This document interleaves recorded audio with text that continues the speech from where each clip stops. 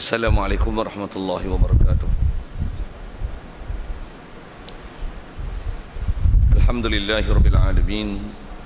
Wassalatu wassalamu ala asyrafil anbiya'i wal mursalin wa ala alihi wa sahbihi ajma'in. Subhanaka la ilma lana illa ma 'allamtana innaka antal alimul hakim. La haula wala quwwata illa billahil aliyyil azim. Rabbi shrah li sadri wa yassir li amri wahlul 'uqdatam min lisani yafqahu qawli. Allahumma iftah 'alaina bi futuhil 'arifin bik. Allahumma ij'alna minal ladzina yastami'una al-qawla fayattabi'una ahsana.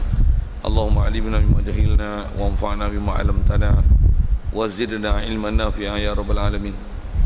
Qala Syekhul Musannif rahimahullah ta'ala wa nafa'na bihi wa bi ulumihi fid dharain amin. Kita di muka surat 7 rasanya.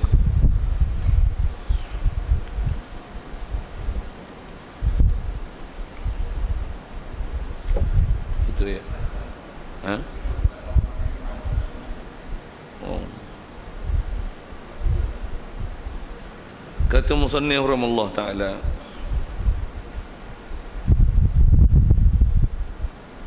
soal apa makna iman situ ni? Jawabnya, makna iman itu ialah menerima hati dan membenarkannya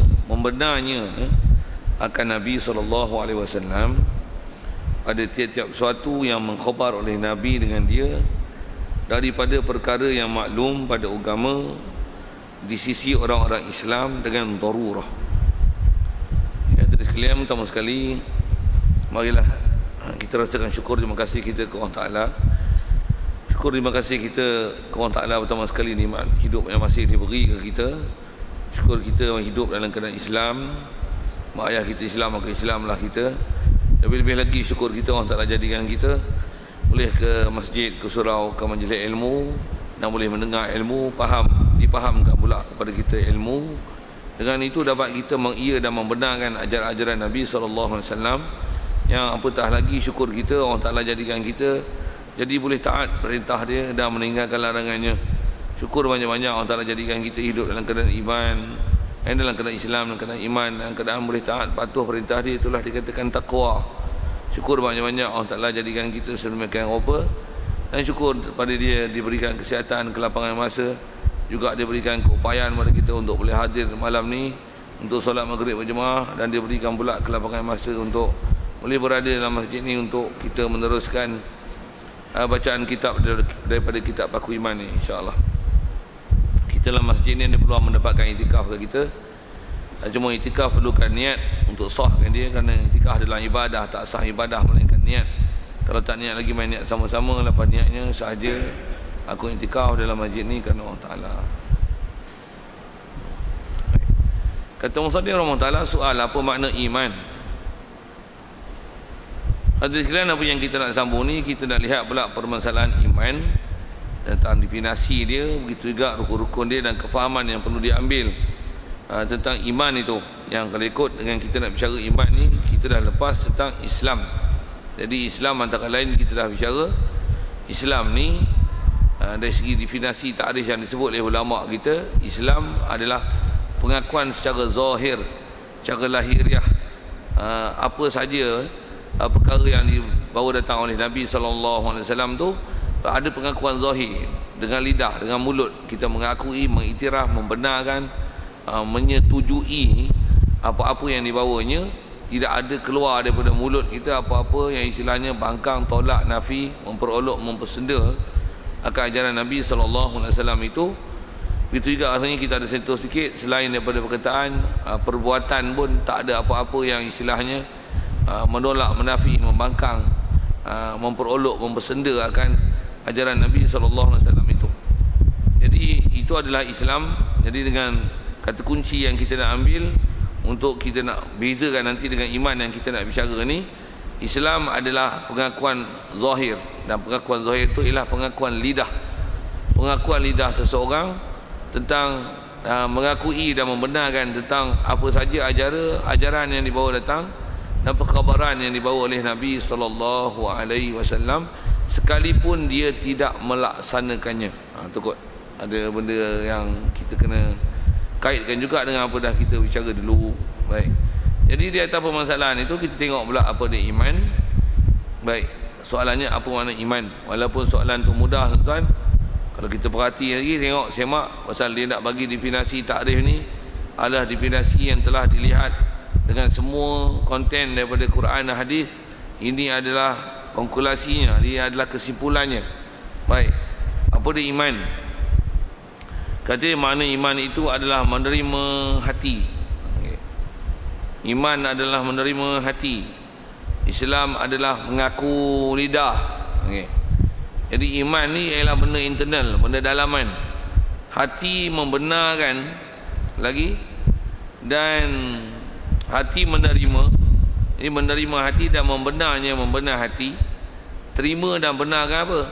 Benarkan akan Nabi SAW.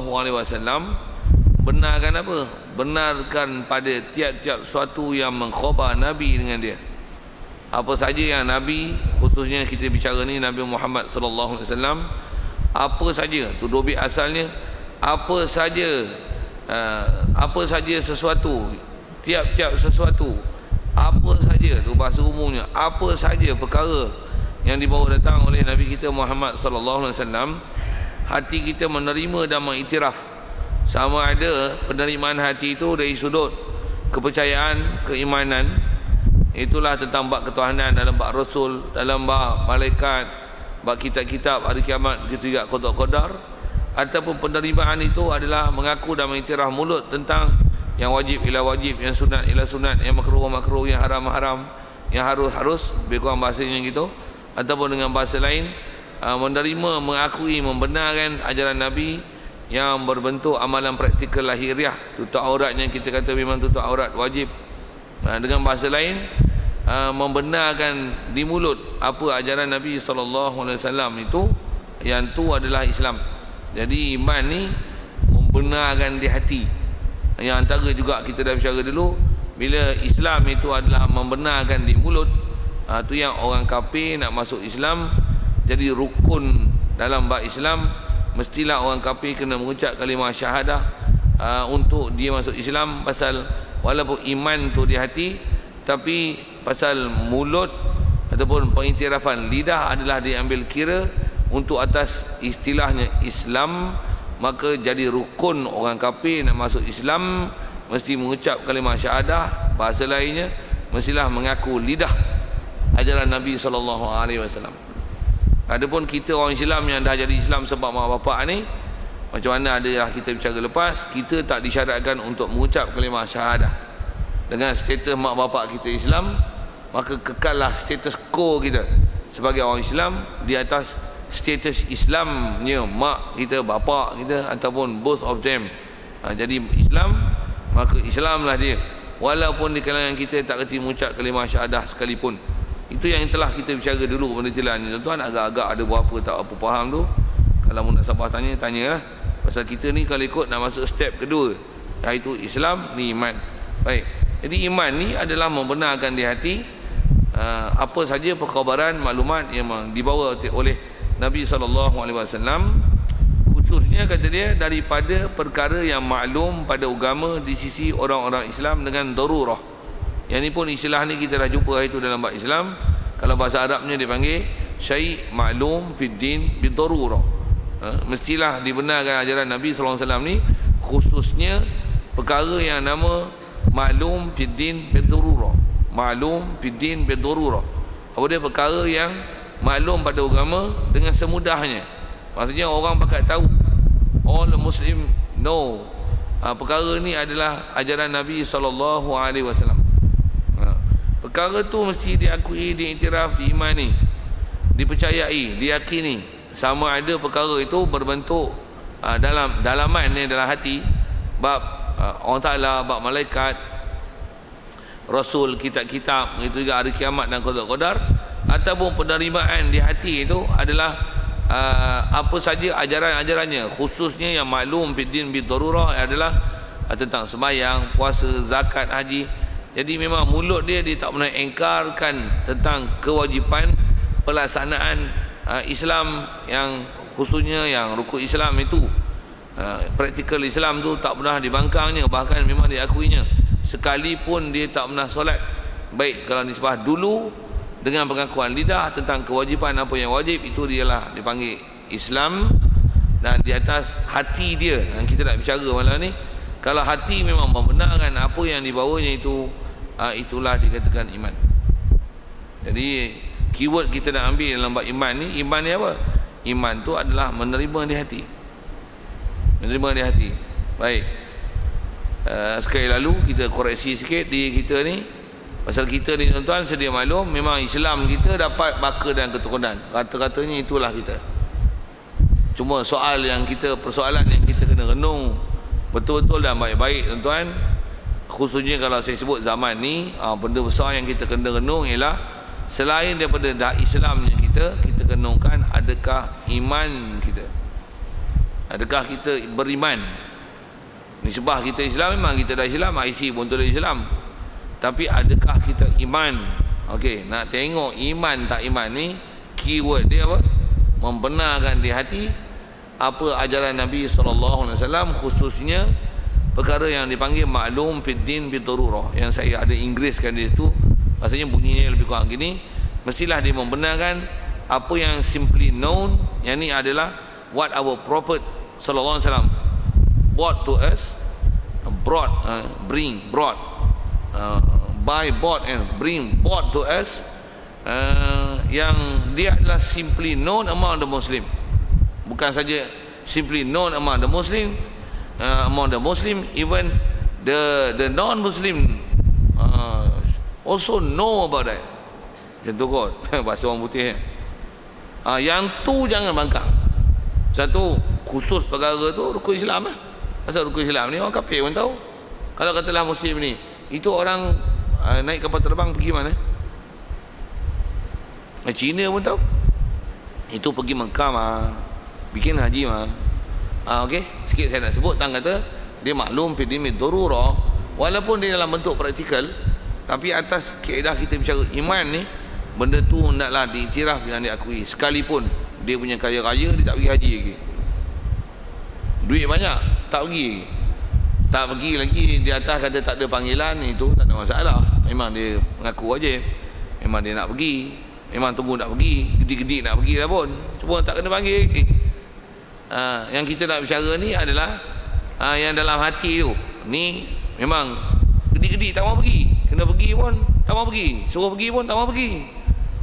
Ada peluang nak pergi pun buat dia aja.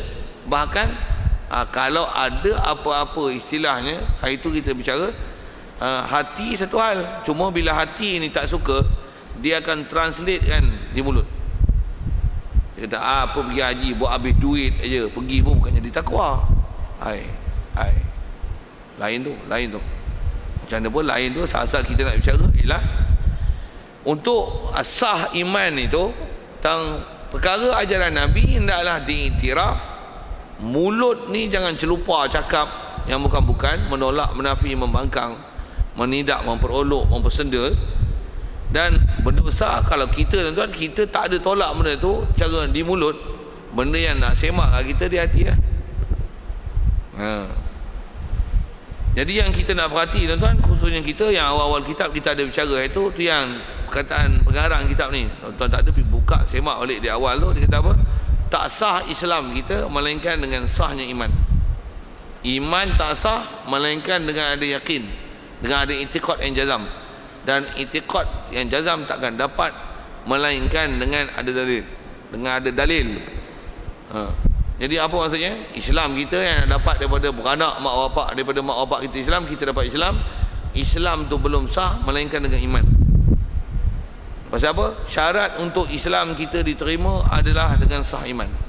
Jadi iman tu maksudnya macam mana? Kita mestilah mengakui, mengiktiraf, membenarkan, menerima di hati apa saja ajaran Nabi SAW itu, dan apa yang dibawanya itu, yang kita imani dan kita akui, kita iktiraf, kita yakini itu mestilah tepat macam mana yang dia ajar. Sama ada dalam bab ketuhanan, dalam bab malaikat, dalam bab Nabi, dalam bab Rasul, dalam bab kitab, dalam bab hari kiamat, qadar, semua itu mestilah tepat macam mana ajarannya. Tak boleh satu pun silap. Tak boleh satu pun silap. Yang kalau silap kenapa? Silap tu bahana dia, akibat dia, kecelakaan dia ialah kufur, mati kafir. Kalau tak ada taubat, tak ada tarik balik, takkan betul kan apa yang diiktikad dalam hati disebabkan cuai mencari ilmu kerana telah memada dengan Islam baka dan keturunan itu, tapi tak pernah belajar Islam daripada sumber yang betul. Dengan sebab tu tersalah akidah, tersalah faham, tersalah iktikad, tersalah yakin, ataupun istilahnya menolak, menafi, membangkang ajaran-ajaran Nabi SAW, khususnya benda-benda yang ini, yang simply known among the Muslim ni, tolak je, nafi je, bangkang je, kafir. Itu kita sebut kalau bangkang dengan mulut. Kalau tak dengan mulut pun, kalau hati, realiti yang tak menerima hukum hakam tersebut, bahkan istilahnya menolak, mempertikai, mempersenda, mempermain-mainkan. Cuma ada benda yang dia tak sebut dengan mulut, disebabkan dia malu pada manusia. Mulut tak kata apa-apa, tapi dalam hati punyalah berbulu dan tak suka dengan Islam ni. Kalau itulah keadaannya, maksudnya Islam yang ada pada dia tak sah. Sebab untuk sah Islam daripada mak bapak kita tu, mestilah di hati membenarkan. Baik. Yang tu yang kita nak lihat tu, yang kata iman yang tak sah Islam melainkan dengan iman. Jadi iman tu apa? Iman adalah hati kita membenarkan semua ajaran Nabi kita Muhammad sallallahu alaihi wasallam, khususnya perkara yang dipanggil maklum biddin bidururah. Okey, itu CP dia. Itu CP dia. Baik, di atas CP tu ya. Macam mana nak boleh membenarkan ajaran Nabi SAW dengan apa yang dibawanya? Tak dapat tidak, tentu jangan tak kerti, jangan tak faham. Untuk boleh istilahnya membenarkan apa yang Rasulullah bawa, mestilah kerti apa benda dibawa tu. Kerti itu maksud saya pengetahuan. You must have knowledge. Apa yang Rasulullah dia terima dengan wahyu, lepas tu dia hurai, dia describe, dia bagi penjelasan kat kita. Lepas tu sampai kepada kita melalui proses alim ulama. Mereka telah mengurai dan telah menjaga dan memelihara apa yang sepatutnya kita kena pelihara. Yang kalau kita sendiri tengok apa ajaran Nabi itu, kita kot tak pandai, kita pun dah mengikut disiplin-disiplin ilmu yang cukup baik, khususnya apa yang disebut dalam bab akidah ni ulama ahli sunnah wal jamaah. Kita dah iktikad apa sepatutnya iktikad, dengan kita belajar faham elok-elok satu persatu perkara bab ketuhanan, bab malaikat, bab rasul, bab kitab, bab hari kiamat, qadar, khusus tu sebut ke rukun iman sikit. Begitu juga benda-benda yang praktikal Islami, khususnya rukun Islam, sembahyang, puasa, zakat, haji. Begitu juga dengan bahasa lainnya, apa saja ajaran Nabi Muhammad sallallahu alaihi wasallam, kita ada maklumat, kita menerima dan mengakui dan mengiktirafnya serta membenarkannya dan mengiyakannya, menyetujui akan dia. Itu sah iman, baru sah iman. Jadi Islam yang lepas tu memang Islam lah, kita memang Islam, tapi sahkah Islam itu? Pasal kita tak disyarat mengucap kalimah syahadah. Jadi memang tak disuruh kita mengucap kalimah syahadah, tapi adakah kita membenarkan ajaran Nabi? Sekali lagi nak sebut, membenar tu satu hal, cuma kau benar ke apa? Tak dapat tidak, untuk membenarkan tu mesti ada ilmu, mesti ada knowledge yang kita tahu ajaran Nabi SAW itu. Paling baik adalah secara khusus satu persatu, sekurang-kurangnya. Okey, dengar, hak ni yang kita nak ambil formula ni. Sekurang-kurangnya untuk nama iman adalah kita mengimani secara keseluruhannya dengan bahasa macam ni. Apa saja yang Nabi bawa, aku terima, aku percaya, aku yakin. Best. Baru sah iman. Walaupun berat untuk kita buat. Misalnya, katalah kena dakwah. Misalnya, Nabi Muhammad dakwah, kita kena dakwah. Tuan-tuan jawab tak? Tak jawab saya sepak lagi. Kita kena dakwah, tuan-tuan. Jawab, kena dakwah. Tuan-tuan tak mengaku tu nak mampu tak tu? Dengar saya sebut. Pasal Nabi-Nabi semua dakwah. Cuma kat kita dakwah ada fardu kifayah. Kalau tuan-tuan lah saya panggil nama, saya tunjuk 5 orang, 10 orang, ni satu grup, ni satu grup. Malam ni kita pergi dakwah. Lepas isyak ni pergi jumpa kat kedai makan ke mana-mana, bukan makan nasi kan. Pergi dakwah. Pergi dakwah. Dakwah tu antaranya belanja dia makan, lepas tu cerita Islam kat dia. Tanya dia semayang macam mana, anak isteri macam mana. Susah kita tolong, mana tak betul kita betulkan. Tengok ada Wahabi ke Syiah ke, kita katok dia sikit, bagi dia betul. Tuan-tuan pun kata macam ni, dengar dia lah, bukan jabatan agama katanya. Andisan. Andisan. Engkau tu ayat tu tak betul tu. Memang jawatan agama yang tu nisbah berjawatan dan gaji. Yang kita ni walaupun tak bergaji, kita ada prinsip apa dia? Mesti mengiktiraf, menyetujui, menerima, untuk membenarkan di hati. Dengan bahasa lain sepatutnya kita kena kasih, kita kena suka. Sepatutnya apa perbuatan Nabi, itulah perbuatan kita. Sepatutnya macam tu. Tambah kita belajar hadis, Rasulullah pernah kata gini, kata dia apa? La yu'minu ahadukum hatta akuna ahabba ilaihi min malihi wa waladihi wa nasi ajma'in, atau kama qala. Yang belakang tu tak apa ingat lah hadisnya, tapi itu rasanya Rasulullah kata tak akan beriman, tak akan sempurna iman seorang kamu sehingga aku ni adalah orang yang paling dia kasih. Apa yang aku suka dia suka, apa yang aku buat dia buat, sampai dia lebih kasih aku daripada harta benda dia, daripada anak bini dia, daripada manusia seluruhnya. Aku adalah orang yang paling dia kasih.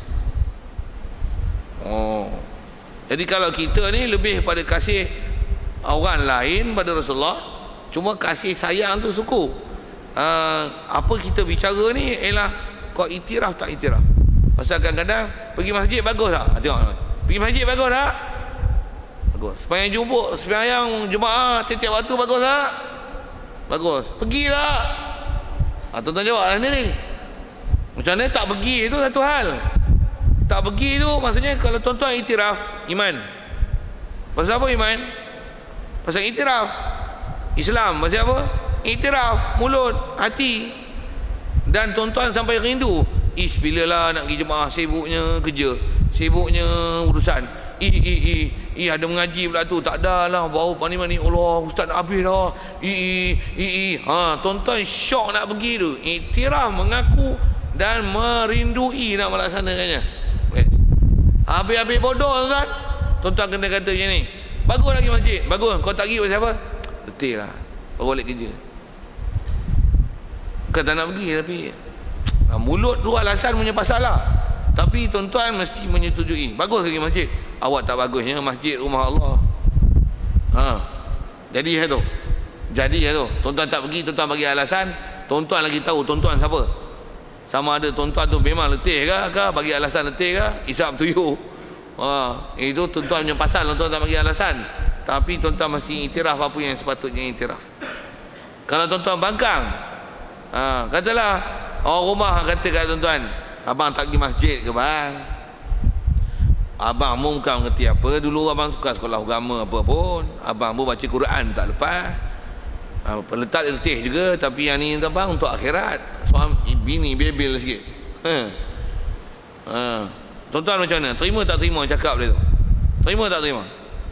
Terima tuan-tuan pergi, oh best, kita bagi terbaik. Bagi good 10 kan. Bagi hak besar gambar tangan tu, boom, post satu. Tak faham sudah saya cakap apa tu. Zaman lah ni, zaman WhatsApp semua macam tu kan. Tak faham sudah. Itu saya kata tak faham sudah saya cakap apa tu. Itu kalau dia setuju dan dia pergi. Baik, ada tak orang tak setuju? Jom, kalau tak setuju tu terang mana? Adakah istilahnya bangkang atau menindakkan suruhan itu? Kalau dia ada ayat-ayat istilahnya menidakkan, membangkang, memperolok, mempersenda, mempermain-mainkan ajaran Nabi, bahaya dah tu. Itu istilahnya kafir tu. Pasal menafi. Kalau katalah isteri kata, abang pergilah ke masjid, dengarlah ustaz tu cerita apa.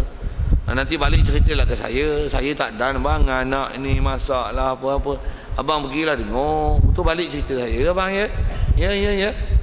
Awak tengah letih, awak tu kita lah misalnya. Lagi misal, apa bising-bising? Aku tahulah aku nak pergi masjid, tak pergi masjid. Alah yang bagus sangat pergi masjid. Bagus pergi masjid tu. Alah ustaz tu pun lebih kurang je. Nak mengata orang. Tu. Hang tak nak pergi tu satu hal. Katalah je ni. Malas. Senang sebut malas. Bagus kan pergi masjid, mestilah bagus. Pergi tak pergi, malas.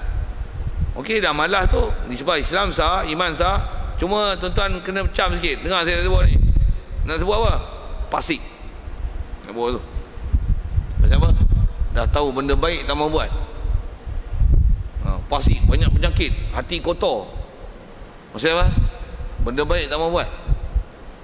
Kasar sikit bahasa tu. Itu gagah kita tuan. Masih lagi Islam. Pasik masih Islam, hati kotor masih Islam. Buh kafir main. Jadi yang kafir ni bila? Apabila dia bukan terima hati. Hati tak terima, selalunya macam mana? Mulut translator dia. Aku tahulah, aku balik-balik kerja pernah berbibir pula. Sepatutnya kalau orang beriman tak cakap macam itulah. Macam mana pun kita taklah kata dia kafir. Tapi ayat tu tak cantik. Macam mana pun selagi istilahnya dia tak nafi dan perolok dan bangkang, dia tak kafir lagi. Kafir tu tidak. Tapi tak cantik ayat tu. Sepatutnya suami kata macam mana? Kalau isteri katalah dia bagi macam tu, bang cepatlah bang pergi tu, ustaz dah mula ngajar tu. Lah. Jom kita sembahyang jemaah dulu. Saya dah tak ada dah ni. Nak sembahyang seorang lah mak, tak habis. Jom awak sembahyang dah. Saya sembahyang dah bang. Tak apalah, tolong saya berjemaah, awak jadi makmum. Kelakar. Nanti tinggal sayang. Dah lah mari sebulan sekali. Tu punya waloba tu kan. Waloba tu. Allah, bertuahnya dapatlah bini macam ni. Kalau tidak malas lah awak pergi. Tu best tu. Pasal apa? Bukan best tu kan, iman best. Mati tu Masya Allah. Memang tanpa diragukan ahli syurga, memang orang baik. Kalau mati pun orang tanya, apa kita nak saksikan kepada mayat ni? Tuan-tuan tak boleh kata baik, memang bengong lah. Memang nampak baik dia. Tapi kalau yang macam tadi tu agak-agak, kalau tanya isteri dia lah, sepanjang mayat tu ada yang suami dia macam tu, aku tahulah aku nak pergi masjid. Sibuk je, syarah lebih pada ustazah ni. Ustazah tak macam ni. Aku tahulah, saya aku pergilah. Aku tahulah kewajipan aku. Gagah juga tu kan. Nabi macam mana? Gagah tu maksud saya, dia tak nafi tau. Cuma dia marah-marah tu, dia tak suka bising tu. Lagi macam tak apa setuju macam, tapi dia masih tak bangkang ni. Tapi ayat tu tak cantik. Eloknya kata cakap macam tu boleh, dia haram cakap gitu. Maksud apa? Istilahnya macam tak suka dan benci. Sepatutnya orang nasihat benda baik macam mana? Terimalah. Kalau sikit dengan psikologi tasawufnya tuan-tuan, itu ada takabur namanya. Pasal apa? Isteri dia yang kalau ikut standard dia, suami dia besar lah. Isteri nasihat suami, dia rasa macam tercabar pasal orang bawah betul kan dia. Dia ada takabur. Ada benda hak yang dia tak boleh terima. Abang suami rumah tangga ni, abang ketua.